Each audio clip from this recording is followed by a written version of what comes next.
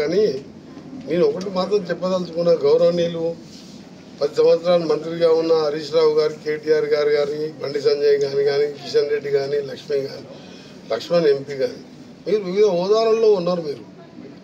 మీరు దీన్ని మేమేదో సినిమా ఇండస్ట్రీకి అల్లు అర్జున్ని మేము డిఫేమ్ చేస్తున్నామో, అల్లు అర్జున్ చెప్పడం తప్పు. ఆ విధంగా మాట్లాడడం ఎట్లా మాటలు వస్తున్నాయి మీకు అర్థమవుతలేదు. మేము ఎవరిని తప్పు పడుతున్నాం. ఇక్కడ జరుగుని సినిమా హీరోని చూడాలని చిన్నపిల్లలకు కానీ పెద్దోళ్ళకు కానీ క్రేజీ చూడాలనిపిస్తుంది. స్టాంపేడ్లో బౌన్సర్లు పోలీసులు కూడా కంట్రోల్ చేయని విధంగా వచ్చిండ్రు. చెప్పినప్పుడు పోలేదని చెప్పి పోలీసు వాళ్ళు ఇచ్చిన రిపోర్టు సీఎం గారు అసెంబ్లీలో ప్రవేశపెట్టడం, అక్బరుద్దీన్ గారు అడగడం, దానికి సమాధానం చెప్పండి. దాన్ని మీరు గోరంతలు కొండంతలుగా చేసి విపరీతంగా మాట్లాడద్దు. ఇది అంతా కూడా మేము మొన్ననే నేను రావడం జరిగింది. ఇమీడియట్గా సీఎం గారు చెప్పగానే సీఎం గారితో పాటు అంతకుముందు డాక్టర్లతో మాట్లాడుతున్నాం. ఇలా సినిమా ప్రొడ్యూసర్ గారు కూడా స్వయంగా రోజు నాతో మాట్లాడుతున్నాం.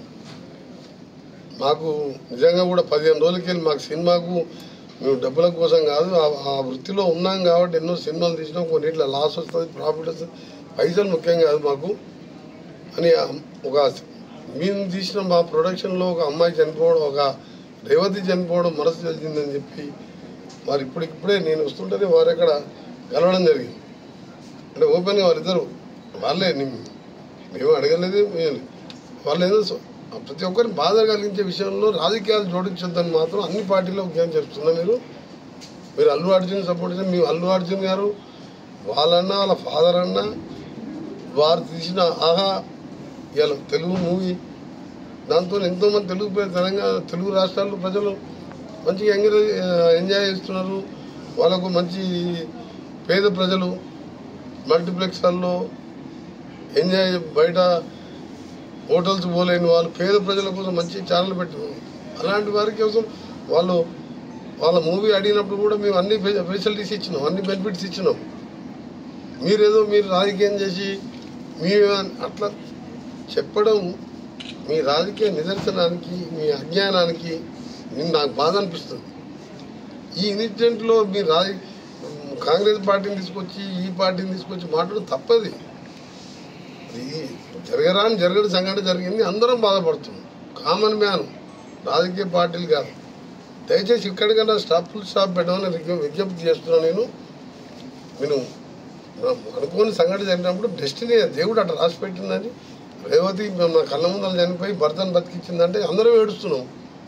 ఒక సిఐ అన్నాడు ఇవ్వాలి నిన్న, 15 నా చేతుల్లో చచ్చిపోయింది, నాకు ఏడుపు వస్తుంది, నాకు 15 రోజులకి నిద్ర పడతలేదు. అట్లా ప్రొడ్యూసర్ కానీ, నేను కానీ, వీళ్ళు కానీ, అందరూ ప్రెస్ వాళ్ళం కానీ ఇలాంటి టైంలో రోజు ఒక నాయకుడు మాట్లాడడం, ఇప్పటికెళ్ళి నేను రాజకీయాలు మాట్లాడుకోలే.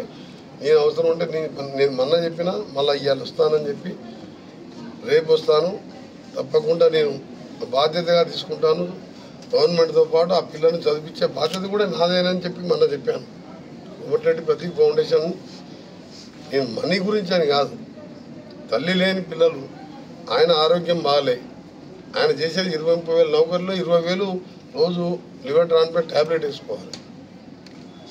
తప్పకుండా కుటుంబాన్ని ఆదుకుంటాను. ట్విట్టర్లో పెట్టాను. చాలా తప్పుడు చర్యలు ఇవి. అందరికీ రిక్వెస్ట్ చేస్తున్నా, ఇది ఎవరు చేస్తున్నో ఎవరు చేపిస్తున్నో ఇవన్నీ చట్టం తన పని తాను చేసుకుంటుందని, ఎవరికి దాడి చేసే అవసరం పోకూడదని రిక్వెస్ట్ చేస్తున్నా. మీకు జేఏసీల పేరు మీద మీకు చేతులు జోడించి మీకు రిక్వెస్ట్ చేస్తున్నా. ఇది మంచి సాంప్రదాయం కాదు. ప్రజాస్వామ్యంలో హింసకు తావు లేదు. ఇన్సిడెంట్ జరిగితే పోలీసులు ఉండరు, కోర్టులు ఉండరు, చట్టం ఉండదు. వాళ్ళ పని వాళ్ళు చేస్తారు. కానీ ఏంది ఇది? నిన్న సీఎం గారు కూడా దాని వెంటనే రాత్రే ఖండించాను. నేను కూడా సినిమాటోగ్రఫీ మినిస్టర్గా ఖండిస్తున్నా. సినిమా ఇండస్ట్రీ వాళ్ళ జోలికి కానీ, హీరోల జోలికి, డైరెక్టర్లు, ప్రొడ్యూసర్ ఎవరు జోలికి పోదు. వాళ్ళకి ఇంకా సపోర్ట్ చేయాలన్నది నాకు. ఇలా చిత్రపూర్ గారిలో ఓపెన్ ల్యాండ్స్ ఉన్నాయి.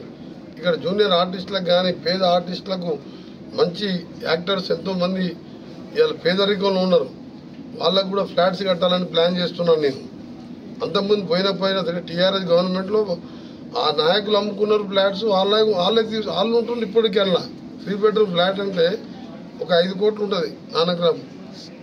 అది కాంగ్రెస్ గవర్నమెంట్లో ఇచ్చిన ల్యాండ్. అది ఆ రోజు కాంగ్రెస్ ముఖ్యమంత్రి చెన్నారెడ్డి గారు చిత్రసీమను తీసుకొస్తానికి రామారావు కోరిక మేరకు NTR studio, Annapurna studio, Ramanaidu studio, Padmalaya studio, 1000 కోట్లు ఇవాళ ఆస్తులు ఇవాళ తీసుకొచ్చిన ఇండస్ట్రీ కష్టపడి ఆ ఇండస్ట్రీని ఇక్కడనే ఉంచుకుంటాం, వాళ్ళని కాపాడుకుంటాం.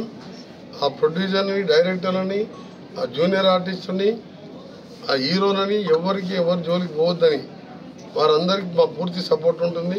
మా ముఖ్యమంత్రి సపోర్ట్ ఉంటుంది. సినిమా ఇండస్ట్రీ మినిస్టర్గా నేను కూడా సీరియస్గా మీకు వార్నింగ్ ఇస్తున్నా. ఎట్టి పరిస్థితుల్లో ఎవరి దగ్గర పోయినా పోలీసులు మళ్ళీ వాళ్ళ చట్టపరంగా చర్యలు తీసుకుంటారు. దయచేసి మీరు దాని జోలికి వెళ్ళకండి.